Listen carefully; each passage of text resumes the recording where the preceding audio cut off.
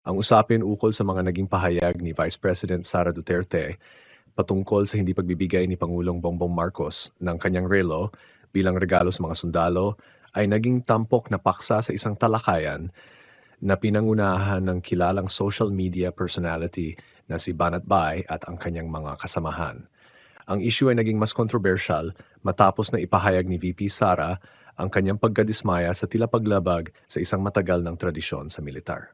Sa gitna ng diskusyon, tinalakay ni Banat Bay at ng kanyang mga kasama ang mga posibleng dahilan sa likod ng hindi pagbibigay ng relo, kasama na ang mga simbolikong kahulugan nito, pati na rin ang naging reaksyon ng mga hindi sangkot sa issue. Isa sa mga pangunahing paksang tinalakay ng grupo ni Banat Bay ay ang kahulugan ng tradisyon ng pagbibigay ng relo sa mga sundalo. Ayon sa kanila, ang relo ay hindi isang simpleng regalo, kundi isang mahalagang simbolo ng suporta at pagkilala sa serbisyo ng mga sundalo. Sa kabila ng pagiging material na bagay, ang relo ay sumasalamin sa dedikasyon ng isang leader sa militar at ito isang uri ng pagkilala na nagmula pa sa mga nakaraang leader ng bansa. Ayon sa mga talakayan, ang hindi pagbibigay ng relo ay maaring magdulot ng tanong ukol sa kakayahan o kagustuhan ng isang leader na makipag-ugnayan at magbigay suporta sa militar. Dagdag pa ni Banatbay, may mga pagkakataon pa sa kasaysayan kung saan hindi lamang relo, kundi pati sapatos ng isang presidente ay hiniling ng mga sundalo. Ang mga ganitong pangyayari ay nagpapakita ng kasalukuyang pangailangan ng mga sundalo para sa pagkilala at pagpapahalaga mula sa kanilang mga leader.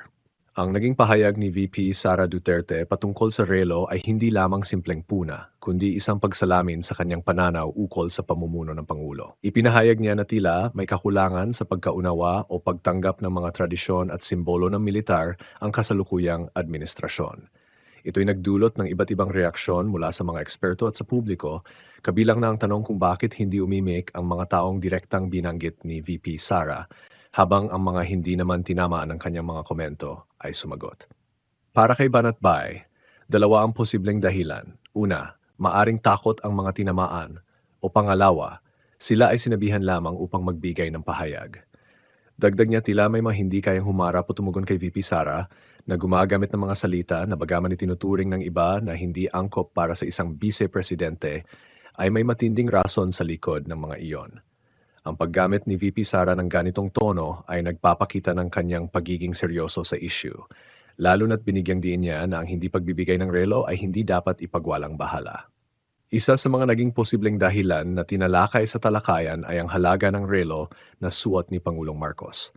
Ayon sa ilang mga spekulasyon, maaring ang relo ay mamahalin, umabot pa raw ito sa halagang 4,500,000 piso.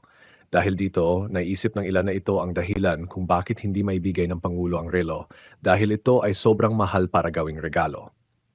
Ngunit, para sa grupo ni Banat Bay, ang ganitong sitwasyon ay isang pagkukulang sa bahagi ng mga tagapayo ni Pangulong Marcos. Bakit hindi raw ito napaghandaan?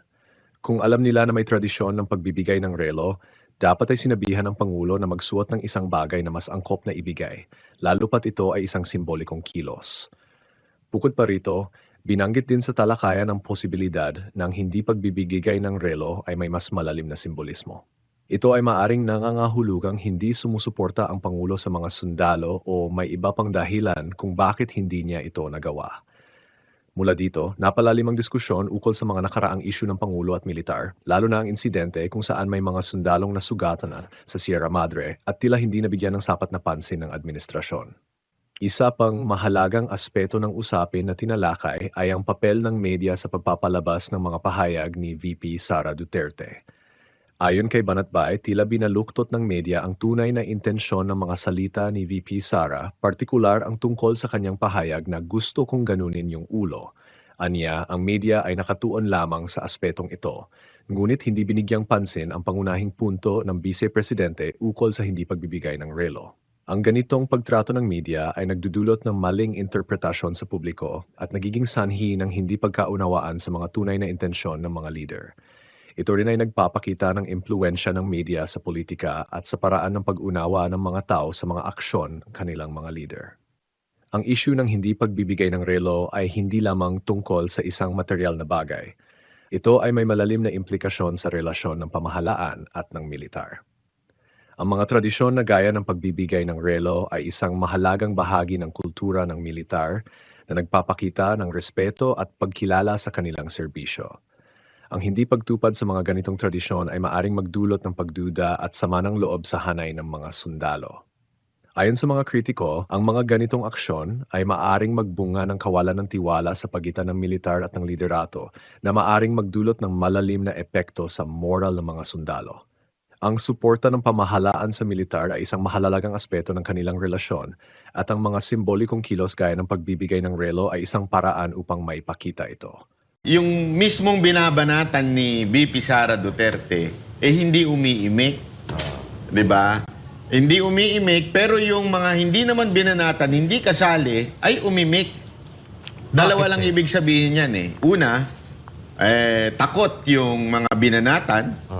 Or, baka naman inutusan sila na sila ang umimik. Di ba ho? Kung bakit gano'n na nangyari. Nakakatuwa lang kasi parang hindi nyo ba kaya si VP Sara Duterte, kaya hindi nyo kayang harapin, hindi nyo... Kasi tandaan ninyo yung words na ginagamit niya, although it seems na parang sabi nga nung iba, it's hindi siya pang VP, gayunpaman may dahilan, merong rason, 'di ba? Ibig sabihin hindi ho basta binitawan 'yon. Halimbawa, yun sa issue doon sa gusto kong ganunin yung ulo, yun ang pinapalabas ng media lang. Yung gusto kong ganunin ang ulo. Pero nakalimutan ata nila yung pinaka-punto ni VP Sara doon, which is yung hindi pagbigay ng relo. Kanina, pinag-uusapan natin yan, di ba? Yung hindi pagbigay ng relo. Ano ba kasi? Kayo, alam niyo yan. Ano ba ang ibig sabihin ng hindi pagbigay ng relo ng ating Pangulo doon sa sundalo? Balita nga natin, yan daw ay isang tradisyon na. Tradisyon yan na ginagawa pa yan noon pa. Meron pang ang halimbawa daw niyan before na kung saan kahit yung sapatos, 'di ba? Kahit yung sapatos ay ano po 'yun, hiningi minsan 'yun at may one time daw na isang presidente na umupo nang wala ng sapatos ng isang kanyang paa. So sa madaling salita po, ito po'y merong dahilan, may tradisyon at 'yun ang pinaghugutan noong sinasabi ni VP Sara Duterte. Kanina may maganda ka sinabi tungkol doon sa tradisyon na yan. Bakit ba? Ano bang ibig sabihin yan, tradisyon na yan? Sige, Jay. Ang pagkakaalam ko, kapag hiningi sa'yo bilang regalo yung relo na yan, isa yung patunay or na ikaw ay sumusuporta at susuporta sa mga militar. Yun yung natatandaan kong simbolo nung ng isang bagay na hinihingi ng isang sundalo.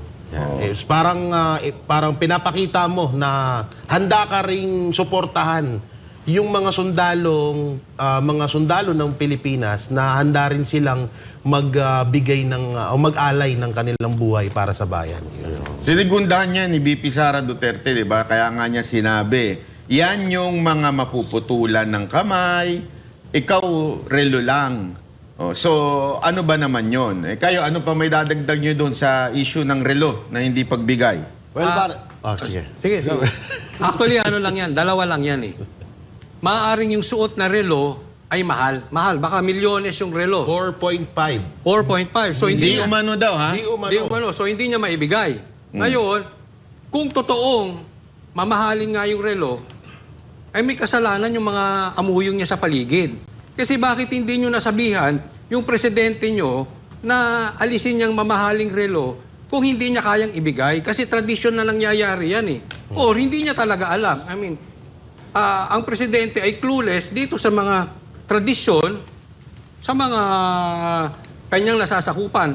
Or pangatlo, yung gaya ng sabi mo, ito ay sagisag ng pagsuporta. Baka hindi siya nakasuporta. May malalim na simbolo. Oo, may diba, nung nakarami na balita na may mga sinugod sa ospital ng mga sundalo dun sa Sierra Madre, mga nagutuman. Anong ginawa niya? Wala lang. Wala lang. But well, in any case, hindi siya informed.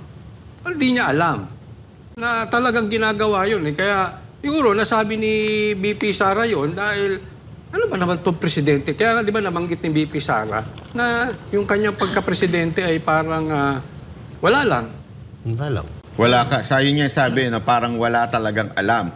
Nainis pa nga si BP doon dahil yung katabi niya na isa pa daw walang alam, tumawa. Tinawanan. Sino ba yun? Doon sa mga video lumalabas, si Gibo, yung National Defense Secretary natin. So, alam mo, dapat ito yung mga basic na alam ng mga pangulo ng National Defense Secretary na dapat alam nila yan, na isang tradisyon yan.